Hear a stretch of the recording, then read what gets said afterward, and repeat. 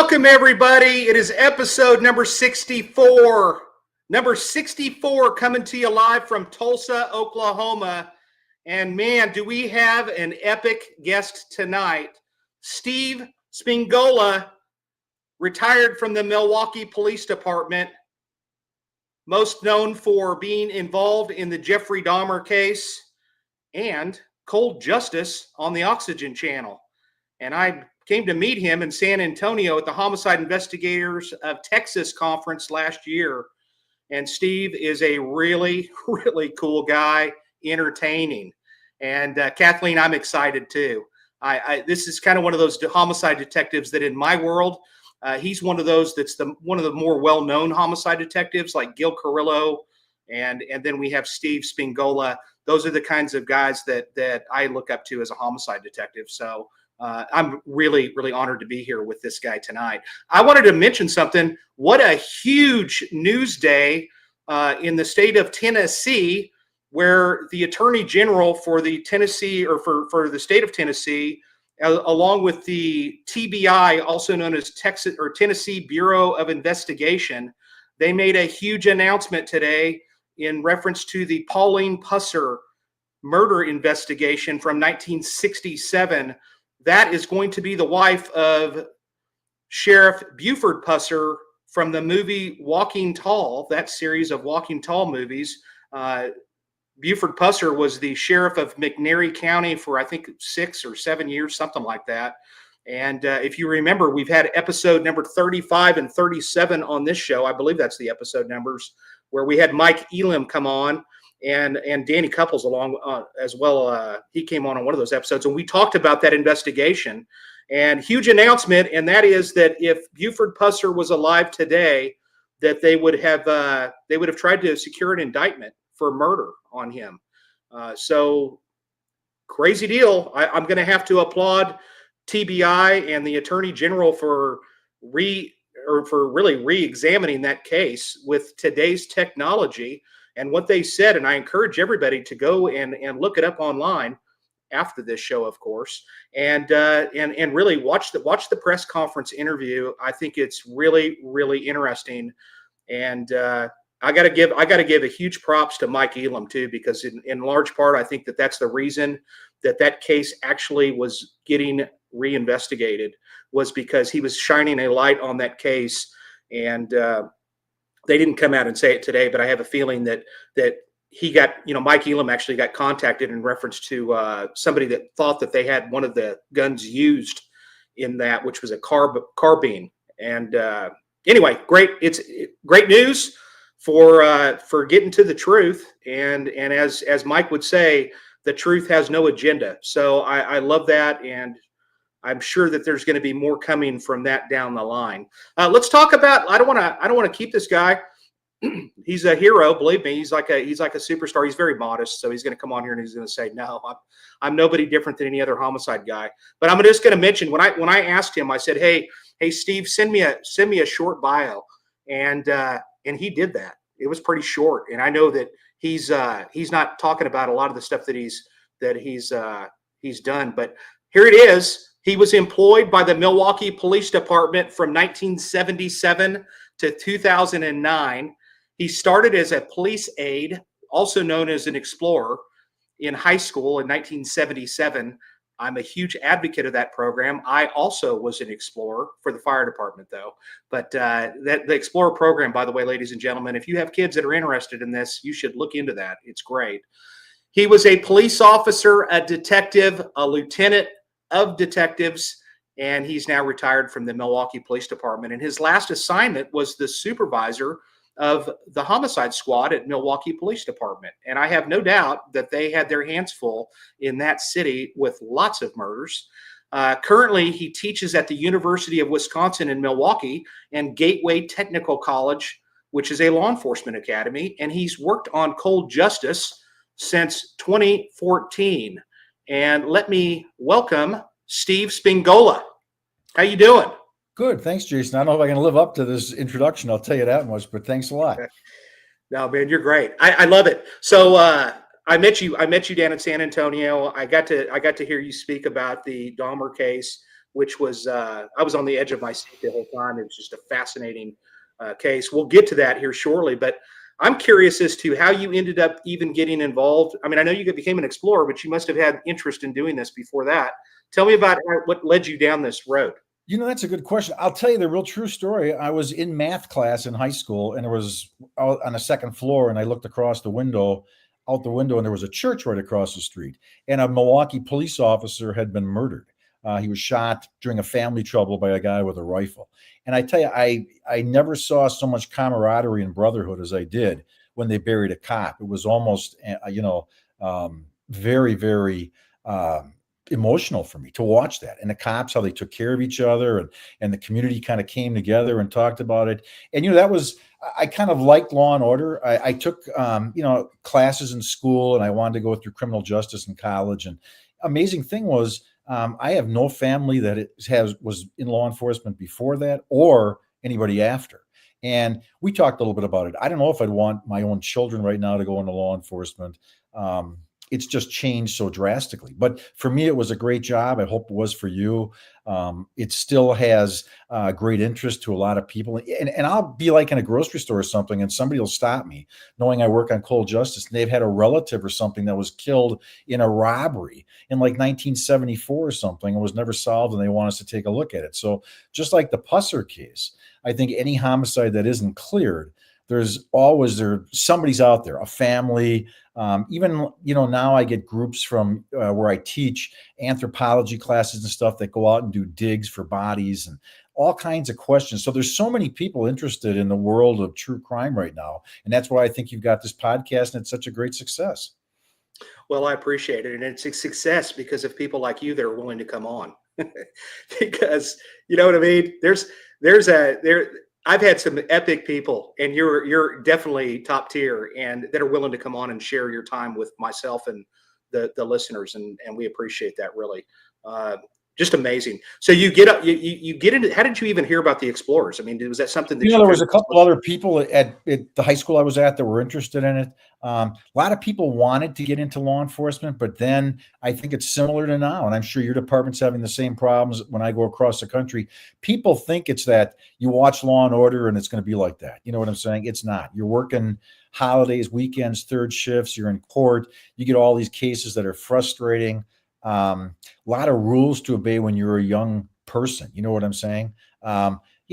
We've had people fired for getting arrested for drunken driving and things like that. So it is what it is. It's I think that people that make the commitment, and for you, I'm sure everything from your family to I don't know, your own personal life, it's been drastically affected by law enforcement one way or another. Some good, some bad.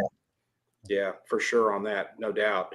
I'm sure you'll agree with me that if they took a picture of you when you started in homicide, and then they took another picture of you about 5 years down the line,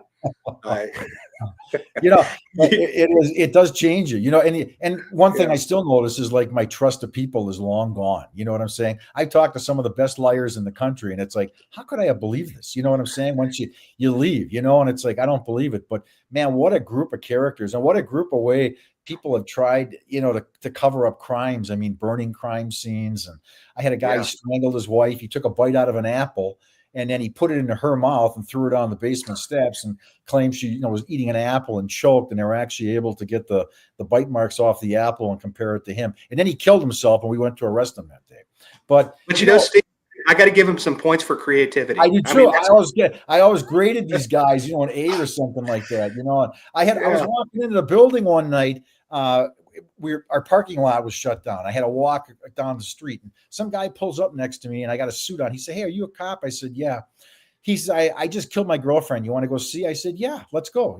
So I call a dispatcher and a squad. He puts me in a car. Anyways, he drives me up to the house, and it was November in Wisconsin. That's fairly cold. You're talking, 30, 40s. So I got into the house, and he had the air conditioner on, and he's telling me what happened. He choked his girlfriend out, and he laid her out in the bedroom. But he put her in a room where he turned all the air conditioners on, right? And then he was driving in to the Milwaukee Police Department to turn himself in because he had a municipal warrant for traffic. Figure he could, stay in jail for 5 days. And then when he went home, they'd find her. but of course the body would be pretty well preserved. So they, his alibi was going to be that he was in jail. So he sat down and laid this whole thing out, but he just couldn't go through with it. As he was pulling up to the building, he just saw me and confessed to the whole thing. But yeah, Wow. every once in a while they come up with some fairly decent ideas, maybe from Law and Order or watching you. I don't know, but it's amazing sometimes, Yeah, that would be nice to get one of those. Yeah. Yeah. So you get, and what was it about the Milwaukee Police Department that really was? Did you grow up in Milwaukee? Is that what kind of Milwaukee? And it's we were, and I'm not trying to disparage it. We were a pretty good city to live in, schools, raise your family, and everything like that. I was on the streets in the mid '80s, and that's when crack cocaine hit from Chicago, and Milwaukee grew up. Overnight, we started having drive-by shootings and triple murders and stuff we never saw before. It was all a direct result of gangs and stuff out of the city of Chicago. I'm sure you had some of the same problems, with gangbangers out of Texas and other states too.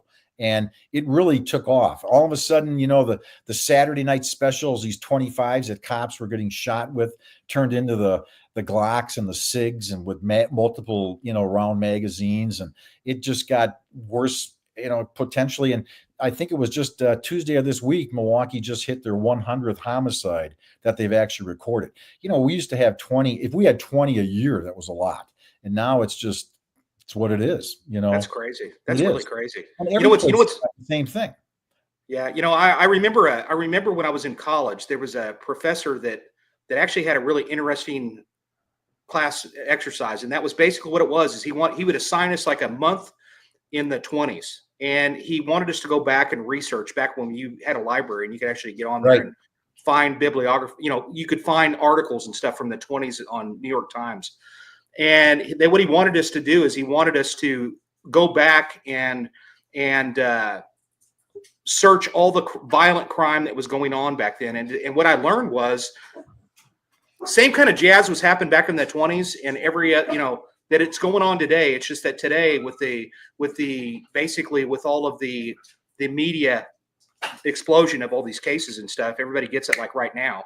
But the same kind of craziness of axe murders and you name it was going on back then too. It's just a little bit bizarre that, but you're right. As far as the crime skyrocketing, same thing in Tulsa back in the day, man, when I became a cop here in Tulsa, there was probably 30 homicides a year, 30 to 35. Now, they were easily solved. It was a husband-wife deal, or two guys go to a bar and they bump into somebody, and the next thing you know, somebody pulls out a knife or a gun, and everybody knew who the people were.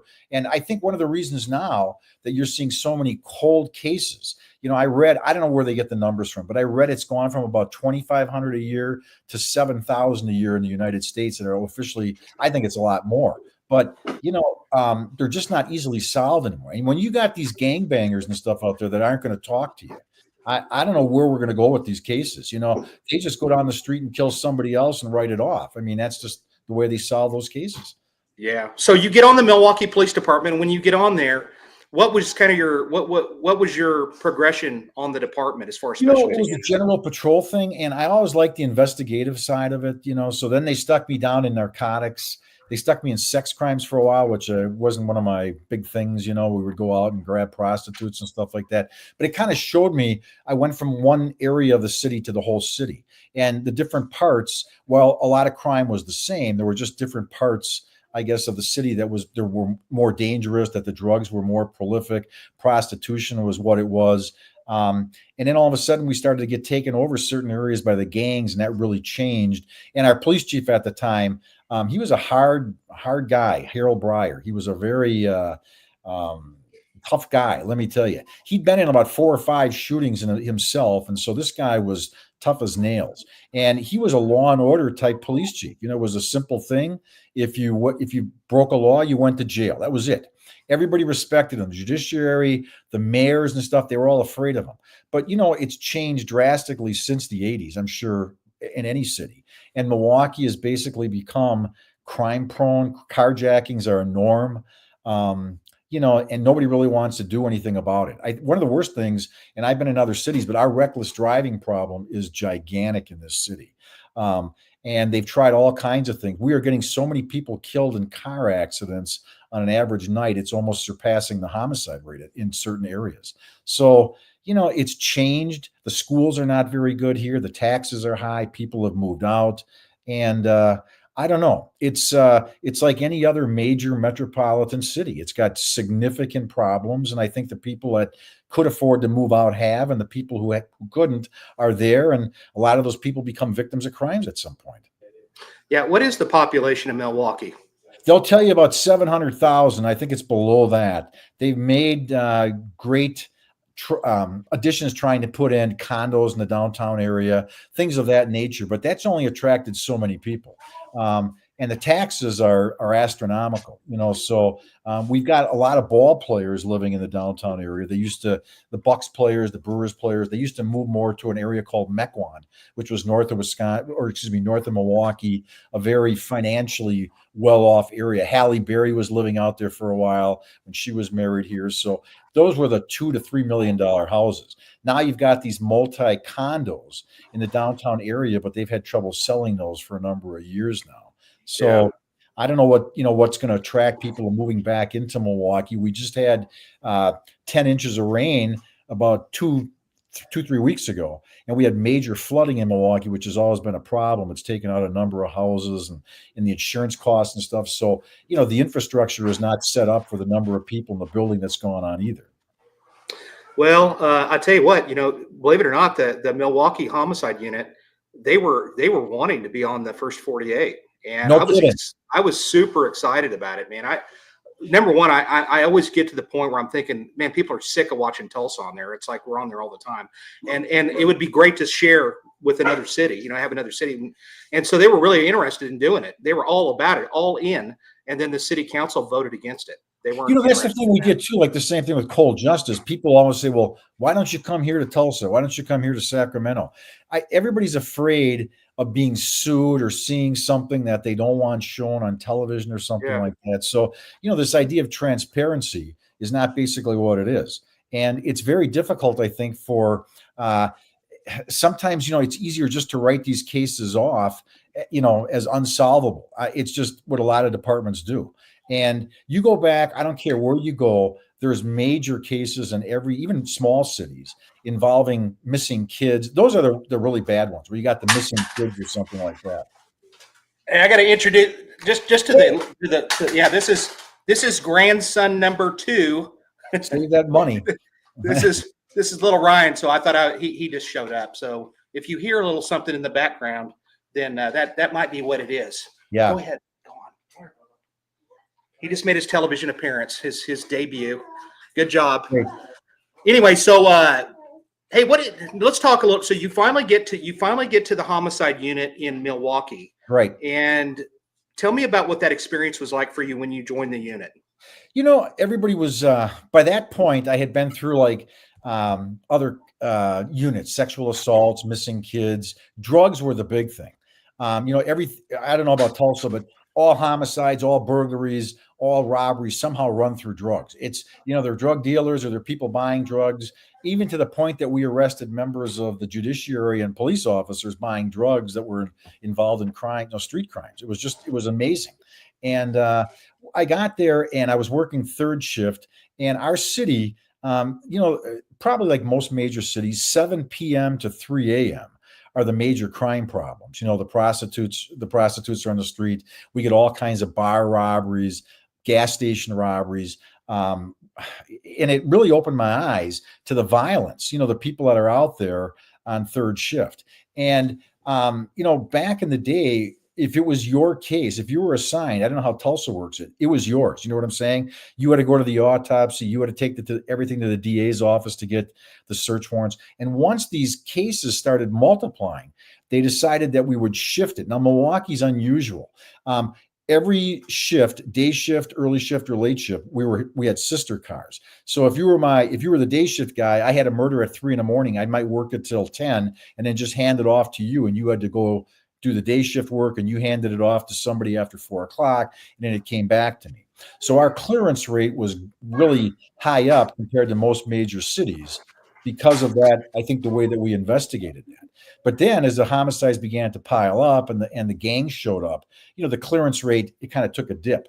And there was a lot of criticism from the radio announcers, the news announcers, and citizens that would go, why do you want to raise when all of a sudden your homicide clearance rate's gone from 80% to 50%? So it is a difficult thing to go out there and keep that high rate of clearances up when you look at some of the factors that are involved with some of these homicides. You're right. I'll tell you something, Steve. Here in Tulsa, we haven't had an open case since the summer of 2023.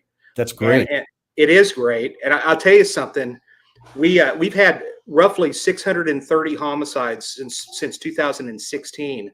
And out of those, I think we've got 28 that are open. And we know who did half of those. Yeah, that's it. And, I don't know what's worse for a family. Your loved one is murdered and you don't know who did it.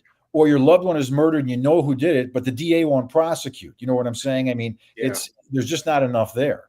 And so, that's one thing I sort of learned from working cold justice. And even in the homicide unit, we had DAs, we had like anything. It's like doctors, it's probably like teachers. You've got the best in some fields, and sometimes we get people that are new and they're a little gun shy.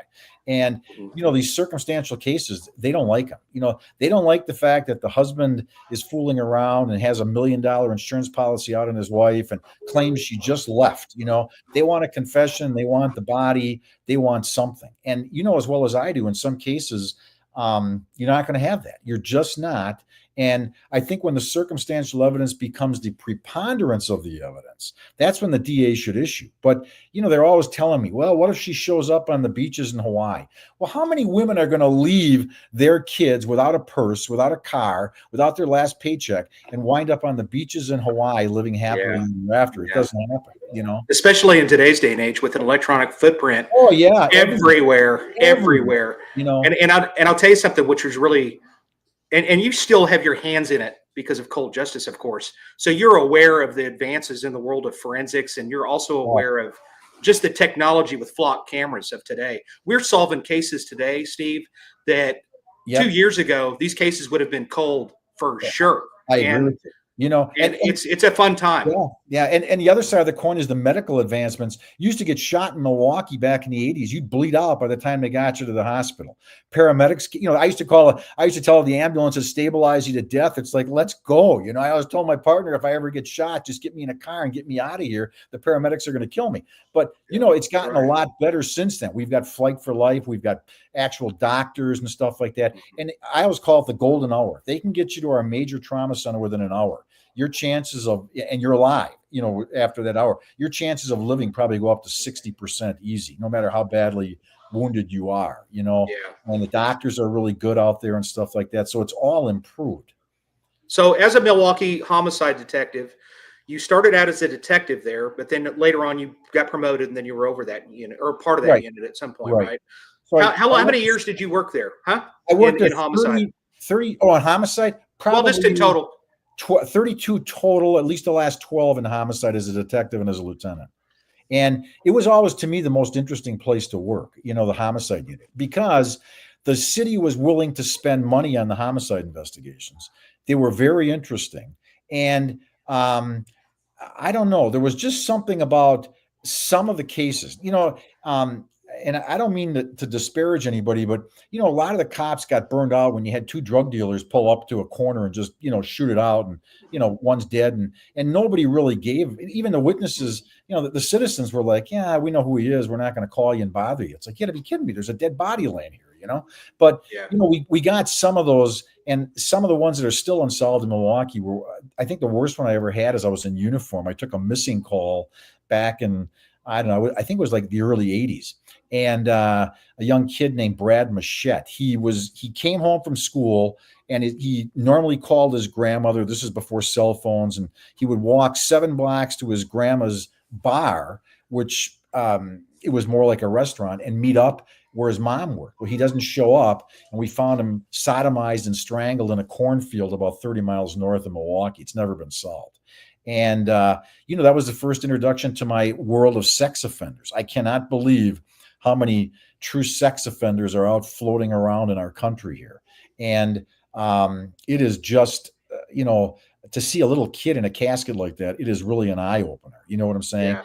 And then Yeah. we started having cops killed, and we started having older people that were out cutting their lawn, and they're murdered in the backyard during a burglary or something. And you started to realize that no matter where you were in the city, you're not safe at any time. I mean, people Yeah. doing innocent things, it could just turn tragic in a minute's notice. Yeah.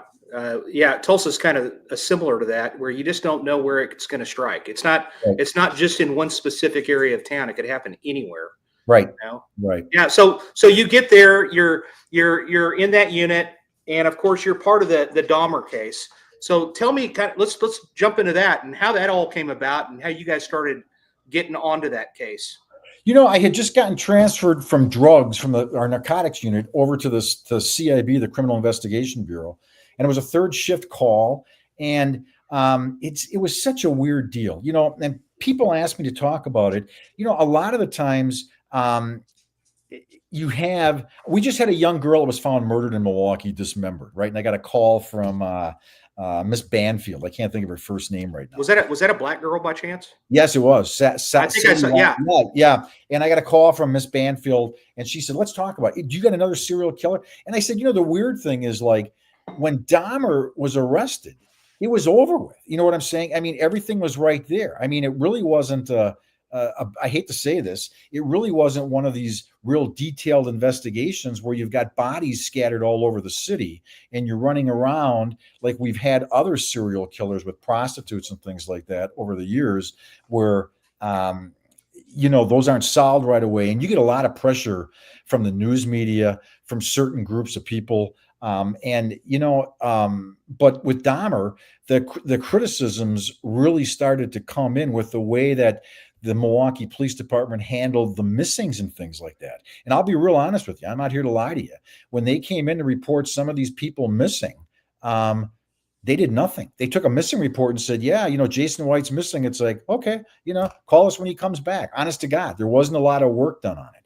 And I think part of the problem is some of these people, and again, I'm trying to word this carefully, were not, they weren't the working type people that had patterns like you and I might every day, or somebody else. You know what I'm saying? They weren't going to school. They'd show up at some of these taverns and things like that.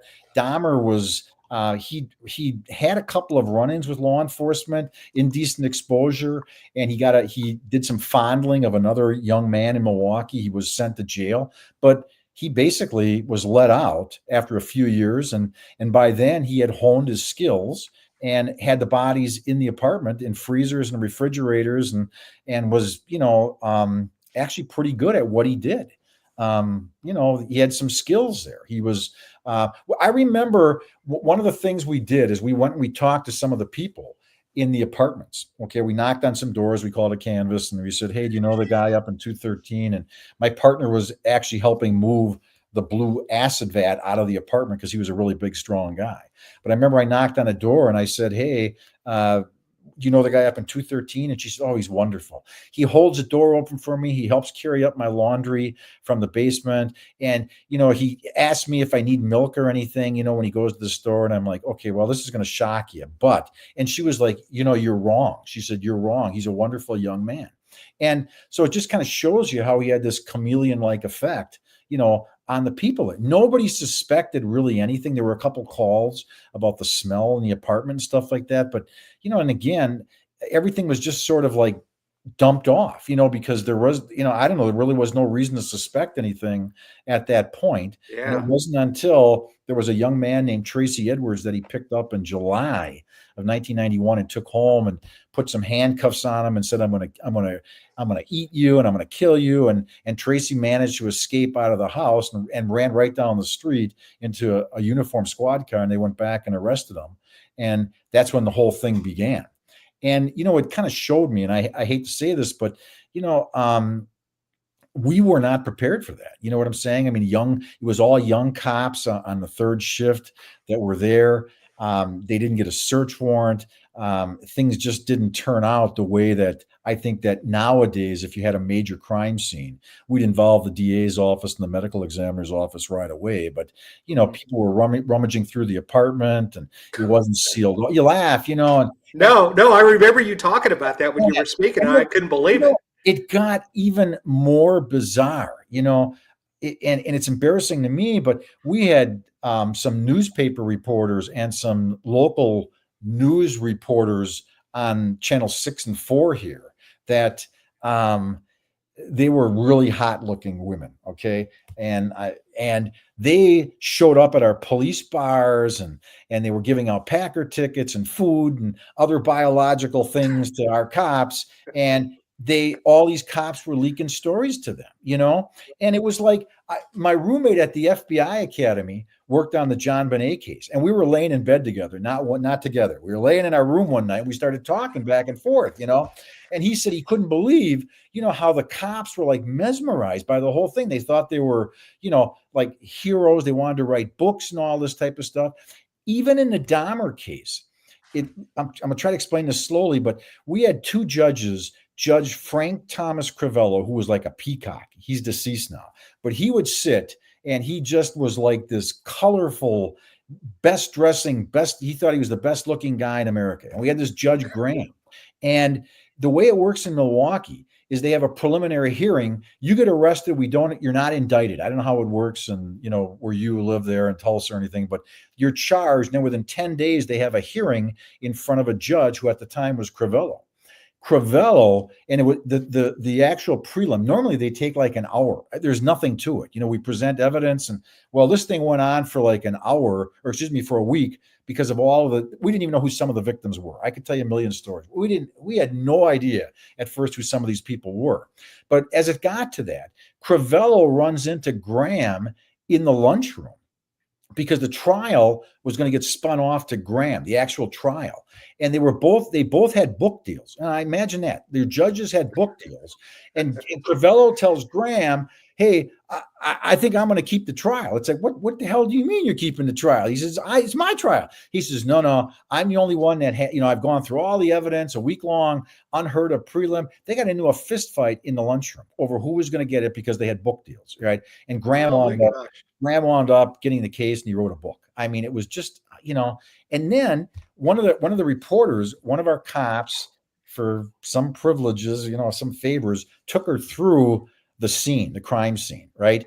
And she writes, and it, God, she puts in the paper when she writes it, I'm the only reporter that was actually in the Dahmer crime scene. It was like, oh my God, it just, it got so bad. We even had cops one cop ordered 75 pictures, the booking photos of Dahmer, and was having him autograph those, and they were selling them. I'm not kidding you. The stories were just, you didn't think that the people that you worked with could be, I don't know, that foolish.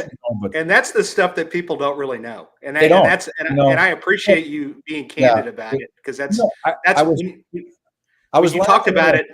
Yeah. When you talked about it in San Antonio, I was like, I was floored. I couldn't believe it. Look at this. They caught the newspaper reporters going through our garbage at the police department. They would grab our garbage and think that, because, it all goes somewhere. You know what I'm saying? And they actually caught, the newspaper reporters going through the garbage and stuff like that. So everything started to get shredded. They took it to different locations and burned it right away. But, there was such and I don't know what this is, Jason, but I always get calls from people. Is it a serial killer? Oh, is it a serial killer? Oh my God. You know what I'm saying? And it's like, no, I think it's just one guy here and a different guy here. Oh, I was hoping it would be a serial killer. I don't know. What's a different, you know what I'm saying? It kind of drives me nuts, but there's that certain allure to that serial killer.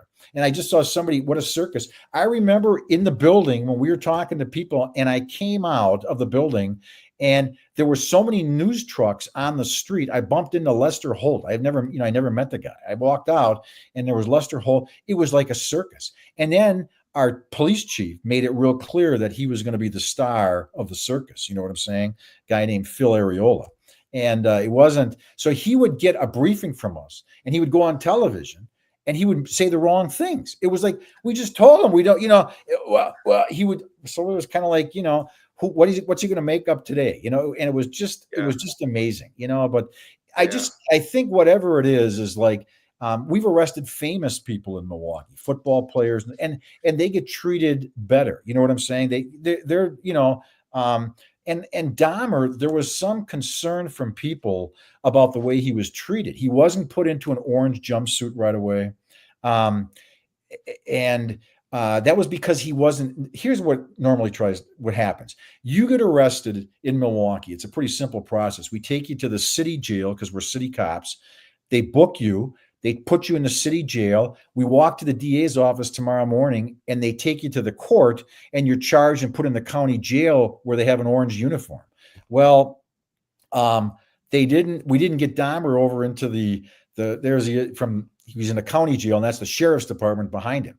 And that's because he was in the county jail. So, there were certain groups, the NAACP, certain groups of people that thought he was being treated with this kid glove type thing. And, part of the thing is that, and a lot of people don't know this, he was interviewed by lots of people. And, the FBI came in, people from Miami came in, people from Germany came in where he was stationed in the military.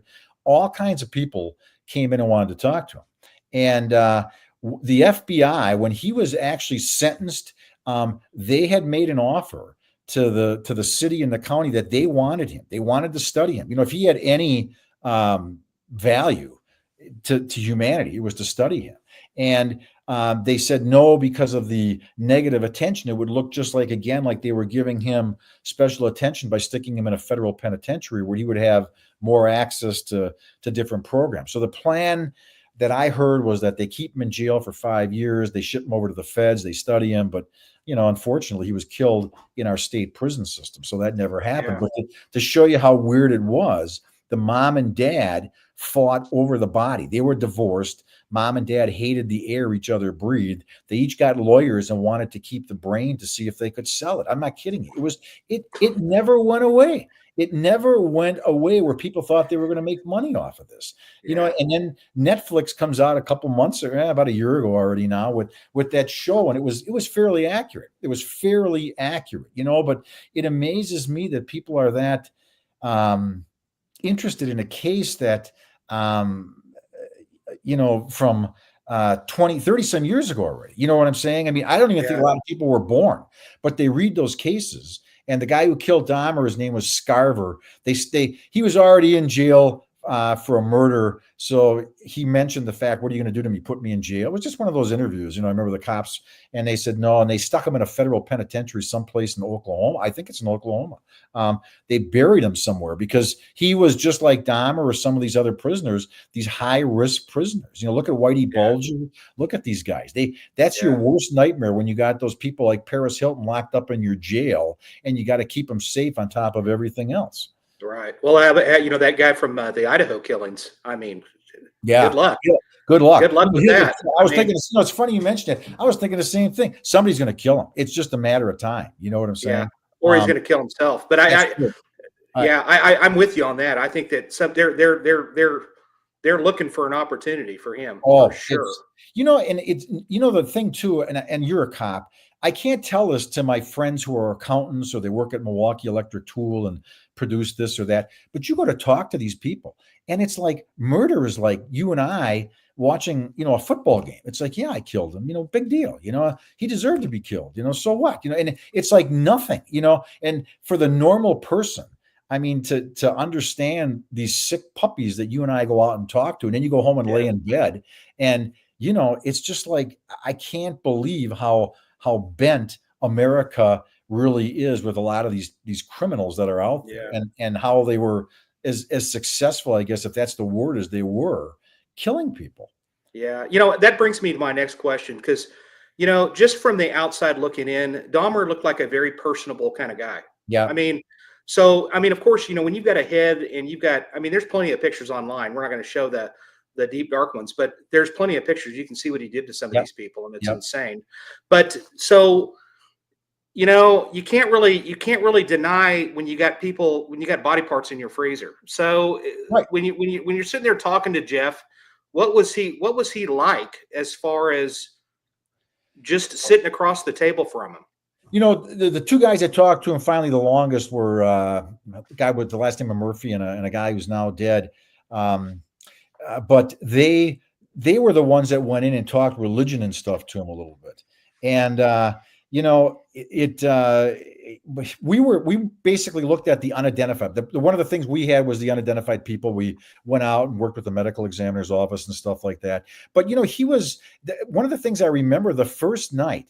His dad, Lionel Dahmer, called probably our best defense attorney in Milwaukee, a guy named Jerry Boyle at the time. Jerry Boyle was a very charismatic guy. And I liked Jerry a lot. And he just recently passed away. But Jerry went and got a big head after this. He was on all these talk shows, Sally, Jesse, Raphael, and Oprah and stuff. You laugh, but everybody was like making money off of this type of stuff. We had calls from people that wanted to buy a fork or a plate or the refrigerator out of, you laugh. Oh, I know. I remember that fridge. Oh, what did they end up doing with that? They I'll tell you about it, right? Well, here's what happened. There was a guy in Chicago. I don't know who it was. They had that stuff stored in Milwaukee, and even here's what makes me feel bad. Even us guys that worked on the case didn't know where some of that stuff was stored because they thought we were going to go steal it. Really, I mean, and sell it. This is how ridiculous this was. But somebody in Chicago bought everything. They gave the city $750,000 for that, all that stuff. Okay. And it was written up. Each family got 50 grand. That's why there was a 750 grand. And then they destroyed it in a landfill, not to be known. And somebody went along, to watch and guarantee that everything was destroyed. So it isn't out there. I don't know what landfill, I don't know where it was, but that was the agreement. And so it all disappeared. But we got a call too. Somebody, we had never had this, open records. Somebody tried to buy hundreds of photos of Dahmer. And they put them in bubblegum packs, serial killers with Bundy and Gacy and all of. You laugh, but you could go down to the corner grocery store and buy serial killer collector cards. And these were guys that collected baseball cards and football cards, and now they wanted the original Jeffrey Dahmer cards and stuff like that. Oh my gosh! Oh, am I kidding you? It was just unbelievable. And one of the families called me a number of years after the homicides. Last name was like Bradenhoft, and their kid was actually found in the refrigerator, actually the freezer. There was a refrigerator and a freezer, but they were really upset. And I didn't know anything about this, but some guy in Milwaukee was offering Dahmer tours, just some citizen, right? And for $25, you got a bag lunch. They took you for a tour around the city. They showed you the bars, the massage parlors, where he lived at the building that was just getting torn down because Marquette bought that. I'll tell you about that in a second. But they couldn't believe that somebody was going to be making money and that people wanted to go and see this. They thought it was terrible, And so it was like, look, you really can't do anything about this. I mean, people drive by all the time, and that was one of the problems with the building. I'll tell you about in a second. But on the day in question, when they were driving by where the building was, they were outside and they attacked the bus and cut the tires. So, it really had a lot of, I guess, emotion. It never goes away for some of those families. But here was another story. You got to understand, there was no social media back in the 80s. And Marquette University, which was just down the street, maybe 2 blocks south and maybe 10 blocks east, Marquette University was our gym in the city of Milwaukee. It is the gold standard for the city of Milwaukee. The buildings were beautiful and it was really nice. They noticed that there was a decrease in white females attending Marquette, a noticeable drop. And when they went out and talked to people, people said, well, it was because Jeffrey Dahmer was raping and killing white females. There was no further, that was the furthest thing from the truth I ever heard, but you know how rumors spread and everything like that. So the next thing I know, they noticed tons, and the people living up in the 900 block of North 25th Street where that apartment was, said it was nonstop. People getting pictures. They had contests, like they were holding Barbie dolls in front of the address and snapping them and putting them out on, I don't know where they were doing all this type of stuff, what they were going to do with it. But, it was just, people would get drunk and come and sit on the front lawns and stuff and want to be photographed. So Marquette University bought the building. You laugh. I can't believe this, but they bought the building. And they were going to make it a green space, but they tore it down. It's still, I was there a couple months ago. Nothing's ever been developed. The building's gone, but they didn't want that eyesore / shrine set up anymore. So It's gone. It's gone. Yeah, that's crazy. So, and But like I said, was he the time when you would speak with him? Was he was pretty personable? He was. I think that's why he Yeah, was successful. Um, yeah, one of the things he mentioned is he had a telephone in his house and nobody in 3 years had ever called him. He had a telephone and he never used. His whole family, and again, you look at it, he's one of these guys, he had no friends at all. He was working at a place called Ambrosia Chocolate, which was downtown. He was like some mixer. I don't know. They take the shells and they make chocolate, and no friends. His big hobby was on the way home from work, he took a bike to work back and forth, and he'd pick up dead animals and take them home and cut them up. And that was his big claim, that he liked to go and see what made things work. And so you can see how it kind of carried over into humans later on, But yeah, I went to the FBI Academy and they talked to me a little bit when I was there, a lot of their profilers, and they mentioned things like, that there were people that came up with the fatal triad, fire setting, bedwetting, and cruelty to animals. And if you had all three, you had a serial killer. Well, I don't think that's really true. You know what I'm saying? I never heard anything about Dahmer being a bedwetter. Cruelty to animals, I guess you could call it that. And fires, I don't know. Allegedly, he may have been involved in a couple of fires, I remember him talking, and if he did it, and like you said, you know what this is like. You get into an interrogation room with a guy, and if you got a gun on him, what's he gonna say? The only other defense I can think of is, "Hey, Jason, you planted that gun on me." That's it. What's he gonna say? It's not my gun. I found it. I was really trying to turn it into the police department. Yeah, okay. But Dahmer, everything was right there. So what's the sense of trying I got to tell you this story in a second. What's the sense of trying to deny it? So the family hires Jerry Boyle, and Boyle came into the room at one point, and Dahmer said, "Who are you?" And he said, "I'm Jerry Boyle. Your dad hired me. Stop talking." And he said, "These are my friends. You get out of here. I want to keep talking to my friends." And Boyle couldn't believe it.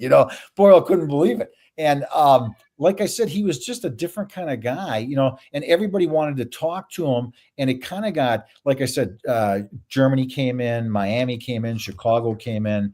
The number I believe that they finally came up with was 17. One in Bath Township, Ohio. That was the first one. And then 16 up here. But they didn't charge him with one up here. I'll get the kid's name wrong. It was like Stephen Toomey or something like that. White male. Dahmer killed him in the Ambassador Hotel, but he said, when I woke up, he was dead. I don't remember killing him. And that was the only one that they decided not to kill, or excuse me, not to charge him. And really, what's the difference? You got him with 14, 15 here, one. He's never going to get out. And they gave him some sentence of 941 years. This was just, everything was so overblown, but it was just like a circus from day one. And people thought they were going to make money. People were going to go write books. People were going to go on talk shows. And the families, I think, were the ones that I really felt sorry for, because they were dragged through this circus every day. And people had T-shirts, that they printed. Some guy opened up the Deli Dahmer down the street, and had like wieners and, body. You laugh, but it was like, oh my God, and it was just endless.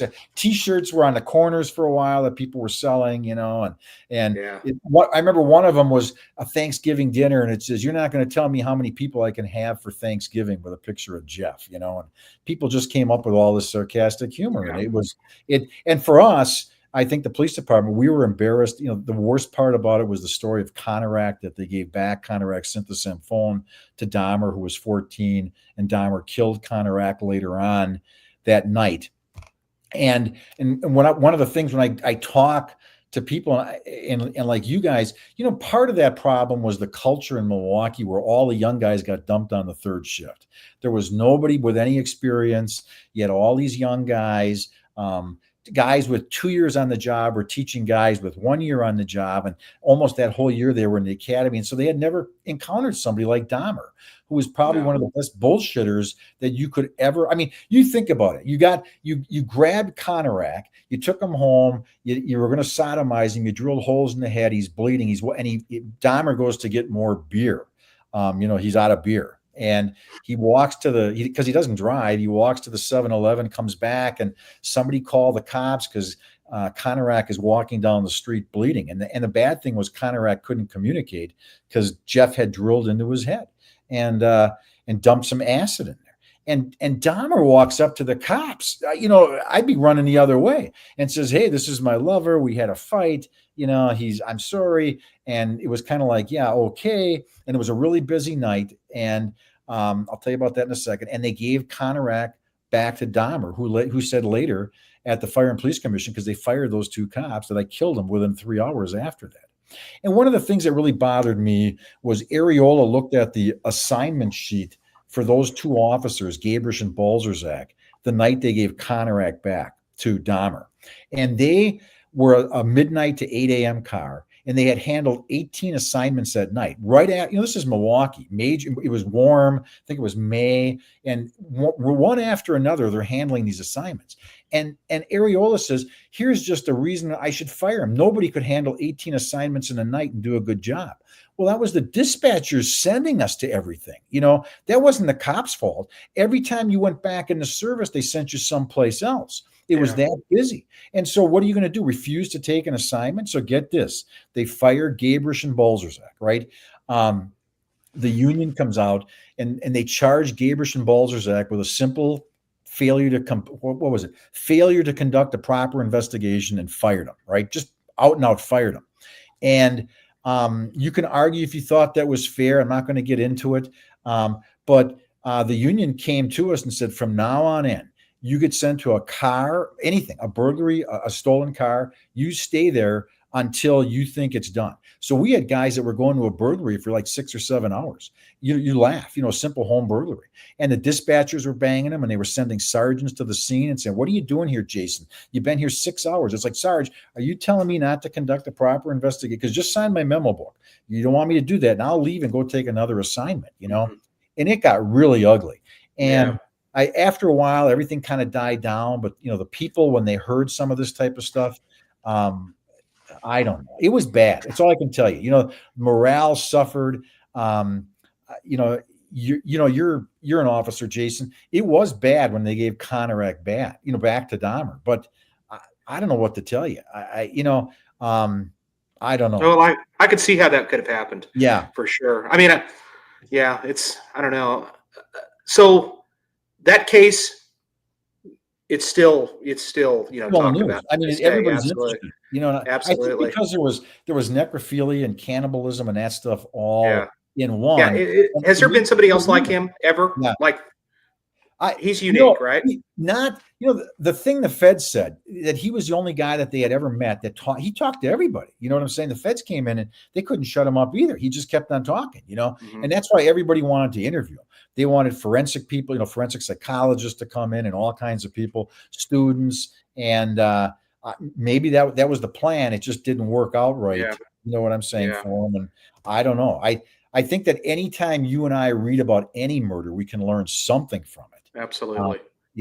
But and when I go out and I speak to people, sometimes I get razzed from cops really bad. It's like, what the hell? How can you justify giving Conorak back? And it's like, I'm not justifying it, but you got to understand the culture, young guys. And that's why I preach to guys like you and other guys. We gotta talk to these younger cops and work with them. We can't just stick them from the academy on the third shift and say, here's a gun and a badge, and go out and do the best you can, because there's people out there that'll either kill them or bullshit them to death. That's just the way that it is. Good point. Let's segue into Cold Justice, which I'll tell you something, Steve. If there was a show out there to be a part of, that's the show that I absolutely. It is. It's fascinating. I love the show.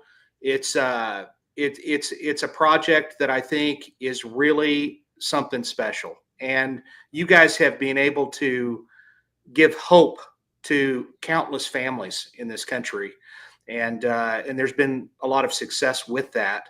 I just happened to watch a show, believe it or not. I just threw a Dateline episode on, and it was that case up in Minot, North Dakota. Yeah. And I was floored. I was floored when they came back with a not guilty. I tell you, that was they called me right away, and that family was devastated. And you know this as well as I do. Anybody who's listening or going to watch this, murders are the simplest formula from A to B. You know what I'm saying? A wife goes missing. Let's look at the husband. You know what I'm saying? In that case, you had two roommates that didn't get along, two women. One was accused of killing the other one's fish. They were going to move. I'm not kidding. You know how every murder I've ever had is just, it's over stupid stuff. I had a guy cut in front of a guy at McDonald's, and that's a felony in Milwaukee if you cut in front of somebody at McDonald's, because they pull out a gun and blow you away. I was telling my partner that, and but she admitted to her relative. Her story was she never went home. The suspect never went home that night. But then she's talking to her aunt, and she said, "Yeah, I left the bar and I went home, and then I went to my dad's house and slept." And the aunt even was like, "Oh my God," And she was the one who testified at the trial, who had no reason to lie about the whole thing, because that murder, it was staged. The screen was cut, and she couldn't have gotten in or out of it. The door was locked. I mean, what criminal is going to lock a door on the way out, except somebody, and there were just things, and I get it. But one of the things that people don't understand is the importance of circumstantial evidence. You know what I'm saying? And they always tell me that. It's like, well, but big deal. So he's having an affair on his wife, and oh yeah, big deal. So he told his buddy, "I wish my wife would die so I could move on." It's once you start adding all that up, and Kelly does a good job of explaining it. But part of the problem is, even with that case in Minot, the people kept saying, well, where was the evidence? I mean, my answer was, it was right in front of you here. They have this history of not getting along, and weird things. Like when the girl, I can't think of her name right now, doesn't show up at work because she's dead. Her mother calls the roommate looking for her and says, "Hey, do you know where she is?" And it's like, why would you call me? I'm working. And she basically hung the phone up on. Now, this is your roommate, your best friend that and it, I don't know. It just was everything that lined up right. But when it was explained to the jury, I don't think they got it. And no, but I did notice the same argument that the defense team was trying to do. Oh, it's a rush to judgment. Yeah. It's this and that. We get the same thing. Yeah. It's always a template. Every case I go on, it's like, I don't care what state I'm in. Right away, Detective White got to the scene and he focused in on my client with the exclusion of all the other. That's because your client was guilty right away. You could, everybody else cooperated. Your client wouldn't even talk to us, wouldn't give us phone, wouldn't give DNA. Gee, I wonder, why the cops started to suspect him right away. You know what I'm saying? I mean, and I've had some of these dumb guys. They'll kill their wife, and a week later they move their girlfriend into the house. You know what I'm saying? Yeah. And no, she ran away. It's like, you got to be kidding me here. You know? And you said something on. All right, so cold justice. I love it, and I got to tell you, man. Anytime we've ever had a new detective come into our unit, I tell them, I said, listen, your homework assignment is to watch Cold Justice a lot, because that is how. Well, that's how you really kind of should introduce yourself to these cold cases. Re-interview people. Relationships change. Right. It's the same thing for detectives that I tell them. It's not the same thing as when you initially get sent. You know what I'm saying? You get there and everything is in play. But these cold cases, you hope things have changed later on. You know what I'm saying? But even in Milwaukee, I remember we had like clerks at 7-Elevens murdered. We had nothing. For years, nothing. And the DNA, people always ask me this, and I know we don't have a lot of time, but you go into a 7-Eleven, how much DNA do you think you're going to have on the counter alone at a 7-Eleven? Endless on the doors. So it's useless. But I remember one night I was working, and one of the guys, the uniform cop, called me and said, "Hey, come on over to District 5, which is on the north side. You might want to talk to this woman." And this woman is all beaten up. And I said, "Are you okay?" I thought I was there to handle like a serious domestic violence. And she said, "No, I know something you want to know." And I said, "What's that?" And she said, "My boyfriend's the one who robbed that bank on First and Capitol and killed a police officer, which was open." I almost fell off of my chair. We had no clue who it was until she walked in, and it was actually a 7-Eleven. And we had no clue because the cop made a traffic stop later on and got killed by this guy. And we had nothing. And, but that relationship changed once she got the bejesus beaten out of her by her boyfriend. That's how these things start to fall to, there. But the big problem I have you handle a case in 2004, retire in 2009, and now I'm supposed to pick up your case in 2025 and read it. And, you're the guy that has all of this institutional knowledge, stupid stuff like, did the guy smoke? Did he have a white dog? You went over to the house and noticed that, he was a gun collector. That's not all in your reports. You know what I'm saying? And you lose that. And I don't know. It's awfully tough in some cases to put some of that stuff together. And it is interesting. We get people all the time that ask us like, well, how come you didn't interview this? We do, but the show's only an hour. You know what I'm saying? That's part of that's part of the problem we've got, No, you're right.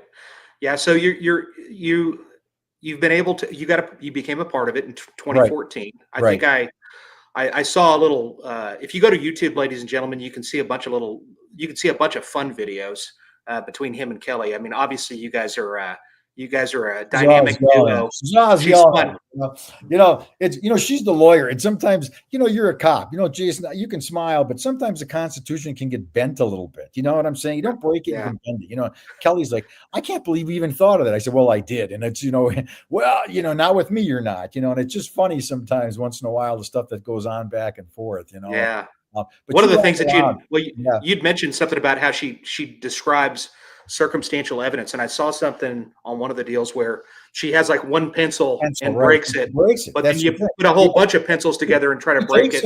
Well, if you got this, bang, it breaks, and she goes, "That's right, I can't believe it," But then she grabs, the whole stack, and so you can't break it, and it's really a good demonstration. You know as well as I do that most, I think, juries are. They want to be entertained, by the defense attorney who's running around and showing stabbing, and it is it's a theatrical performance sometimes, those closing arguments, and it is, and people are, you get up there with that monotone. Well, I think I've proven to you that, Jason White, and they're falling asleep and stuff like that, and it is an interesting. It's a performance. It really it's like an acting. If those that are exceptionally good communicators are usually really successful in court, and you still see sometimes you still see prosecutors, and I give them a little bit of credit if they're at least willing to try. But my gosh, there's some defense attorneys that have caused their clients to become guilty. I had a defense attorney throw a statute book at me one time. I think he was trying to make a point. You know what I'm saying? But it had something to do with, we found a witness months after the murder, and his argument was, well, why would you believe a guy who calls you 8 months later? Shouldn't he have called you the first night? In a perfect world, you'd have that, but it doesn't work that way. So he took the statute book and he said, well, you just trashed the statute book. And I think he was going to throw it on the floor, and it went over my head, just missed me. And he was even kind of shocked by that. And they find the guy guilty. And I shouldn't tell you this, but the judge lets us talk to the jury. Once in a while, people, they talk. And I said, why'd you find him guilty? And she said, well, because he almost hit you with the statute book. It was like, and it was like, yeah, but what about the fact that we had witnesses? Well, that too. But man, it just shocked me when he threw the statute book, So I don't know what people pick up during a trial. They've made weird comments to me like, hey, where do you think the defense attorney gets those neckties from? It's like, I don't know, just bizarre stuff that comes out of some of these jurors' mouths, but they pick up on different things during those week-long trials. Yeah. And I hate to say this, but because, there's some jurors that are exceptional. I've ran across a few of my jurors over the years that were on some of my murders.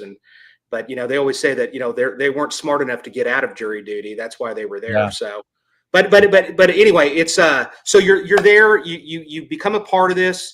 Kelly didn't know you at the time, but then she got to know, and she speaks incredibly highly of you. You're of another breed. Yeah, we get along good. That way we get along good. But it's like, I'm sure you've had people that are watching this. I don't think they'll understand this, but I had partners in the car with me. Well, we're like, you're not arresting the guy. I say, yes, we are. Well, I don't know. And you go back and forth, because this whole idea of probable cause, you're never going to find a great definition, and it's going to be different to everybody else. And it just brings out sometimes the juices, that emotion, everything's flowing in you. And I do understand sometimes that we make arrests too early, or we don't have enough, but I don't know. It's some of the cases that you see, they're enough to haunt you for the rest of your life. Yeah, and some of them actually are never going to get any better. And They're not. sometimes it's worth a They're not. shot, Right. and you might be surprised. And so you guys start doing this, you become a part of this, you start going all over the place.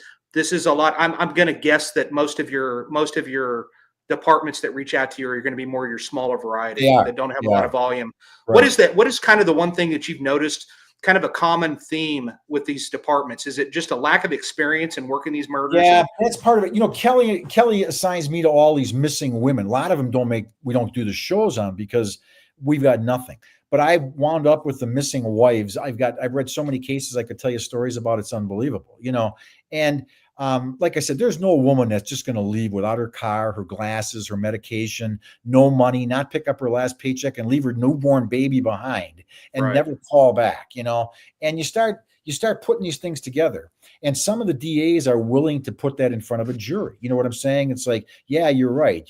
What about this? What about this? But there's other ones that are like, well, and the problem is, you might have noticed this when you put out like a reward. Hey, we're looking for, Mary Jones, and people, oh, I was in Florida last week at the gas station pumping, and she pulled up next to me in a black SUV. Well, that didn't happen. But we got to go out and investigate it, and it can really drag those cases down in the wrong direction. But if you've got females watching, I always tell them this: if you've got a history of domestic violence with your spouse or significant other, get the hell out now. Don't look back. Get out, because it never goes away. Lepers don't change their spots, and there's always that behind. And it's the same thing with OJ. People say, well, so what? He beat her up once in a while, but he loved it. Well, there's that history. You don't understand it. It's the way of thinking. And I don't know. It's hard for me sometimes to understand why we can't go forward with more of these cases. Yeah, I love it. I hope that show doesn't disappear. I know that she's got another project that's like Prosecuting Evil is the name of the Right. show. Right. But I'll tell you what, if you ever are looking for an extra hand anywhere in this country, you give me a call, buddy, and I Yeah. would be there in a heartbeat. If anybody's I, got cold cases, here's the problem. We get calls from the families, but we need the police departments to work with because they've got the reports and everything. And a lot of them, I think they're afraid that they're going to be embarrassed. Let me tell you, I just told you the story about Dahmer.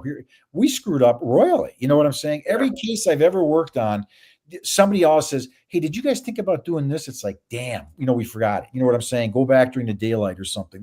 It's what it is. yeah, And it's like you go to a doctor and you have a stomach ache, they give you Pepto-Bismol.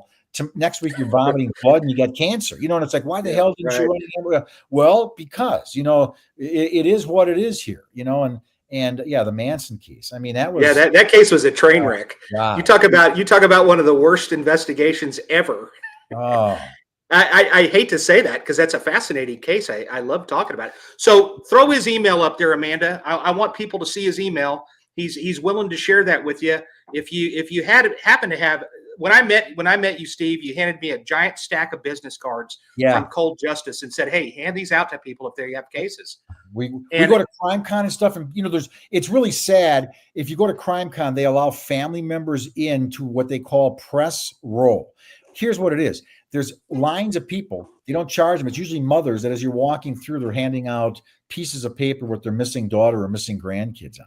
I'm not kidding you. It's heartbreaking to get all these pieces of paper where, and you look at some of the cases and they went to work and all of a sudden they find their car abandoned on the St. James, Parkway in Vermont or in Virginia. And there's no body. There's nothing. They didn't run away. Something happened here, and what it was, I don't know, Yeah, that's a good point. There are some guys that I'm probably going to have them on here down the line. These guys literally will go back and look at some of these missing person cases, and they'll just look at the road and see if there's a body of water where they could have driven off into. And they've been successful at finding a lot of bodies. My gosh, it's crazy. When I was at the FBI Academy, they handed me a bunch of them all over the country. And there were a lot of these guys that were impersonating cops. And my reason for believing that is the windows were rolled down about, this much, they found the cars abandoned, no bodies, but we had all kinds of reports everywhere. I haven't seen many lately, but you go on eBay right now and buy a police badge and a red light, and out you go and you play Dick Tracy and pull people over, especially women in secluded areas. True. So Amanda, throw up some of his books. He's written some books. I'm not trying to sell anybody anything. Yeah. No, I know, but I'm going to give you credit for taking the time to do that, and I know that that's not what you're about.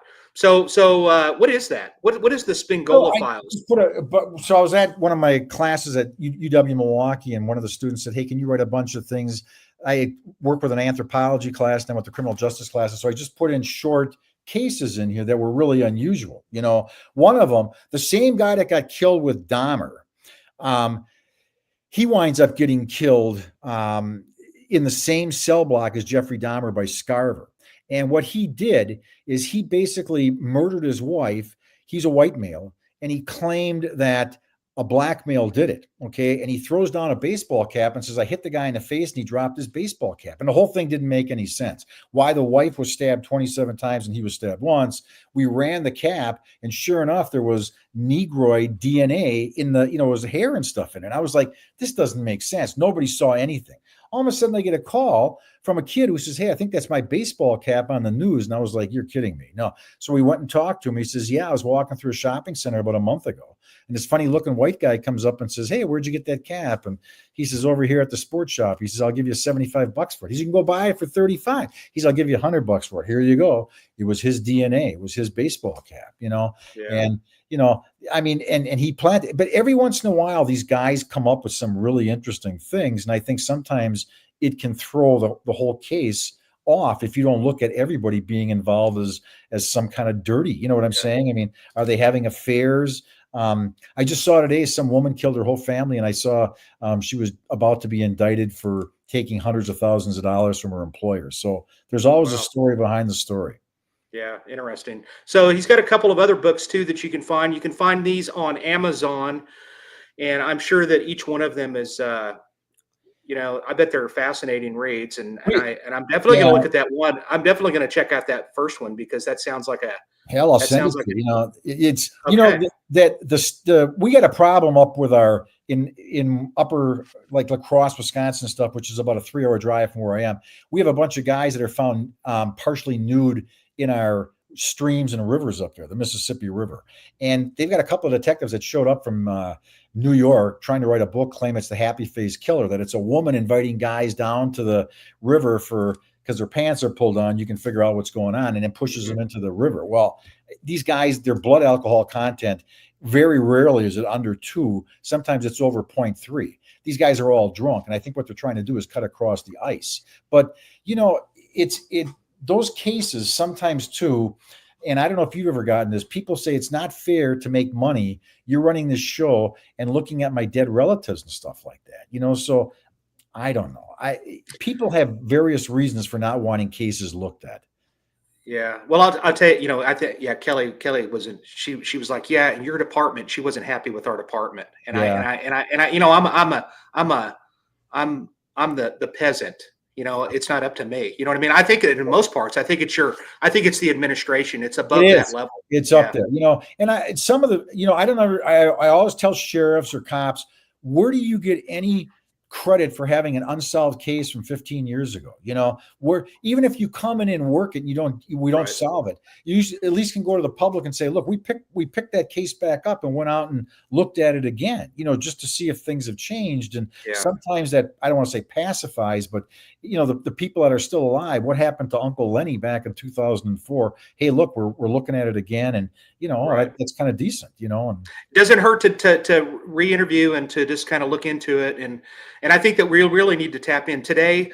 I think that we really need to tap into the social media end of it to at least put these cases out there, because it's like doing a canvas to 25,000 people. And it is. That's how people get their news nowadays anyway. So that's a good point. I just went to a class for you. They were talking how, like, we put up a missing poster and there's a picture, the pictures do no good. One of the things on social media, you get a video of them, like, walking around and it just, I guess it stirs more memories of somebody that might have seen that. Just a picture. Yeah, me too. I hadn't thought of that. I love that. There's a cold case site that I've had her on here, the one that came up with it. It's the Iowa cold case site, which I really wish we could. I want to steal that idea and I want to put it out there, because she does a really good job with that. Listen, Steve, I cannot thank you enough. You've just been a ton of fun. Ladies and gentlemen, if you're looking for a speaker for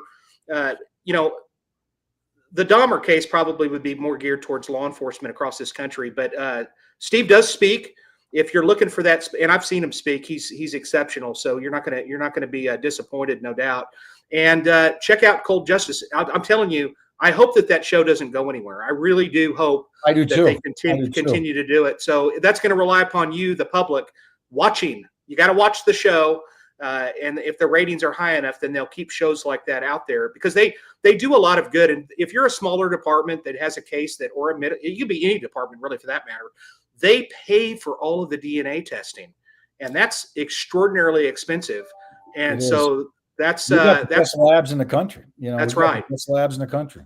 The best labs, the best detectives. They're not taking over the case from you. They're going to help you work the case. And they show it back. They drop off the case, or actually the video, of the show, if they want anything in or out of that before it goes on television. So yeah, I love it, man. I could talk to you for hours, but I've got a grandkid here that I'm going to get in trouble. So I got, hey man, I love it. You're a friend of mine from here on. If there's ever anything I can do for you on this end, then don't hesitate to reach out. Ladies and gentlemen, thank you. Do you have any final thoughts? Anything else that you want to? He didn't know this was going to be live. He was kind of like, "This is live," and I was like, I was shocked. "Oh yeah," and you did great. Yeah, we just roll with it, and whatever happens, happens, buddy. We gotta. I would love to have worked with you, man. You would have been one of those. I think we would have had a lot of fun. Honestly, I'll tell you, to look back at this career, you and I used to sit down and have a beer and just laugh at some of the stuff that you went and saw. Nobody could understand this type of stuff. That's right. Oh my God, And we will one day. I have this feeling that one day our paths will cross and we will have a beer or two, and that'd be a lot of fun. Ladies and gentlemen, next week. I've got a toss up between two different guests, so I can't tell you one or the other because I don't want to say who it is because I don't know. But it's going to be one of two, and it's going to be an exceptional guest. And I just know that's going to happen. I think the next 2 weeks are going to be just dynamite, and I appreciate it. Remember that I have that merch.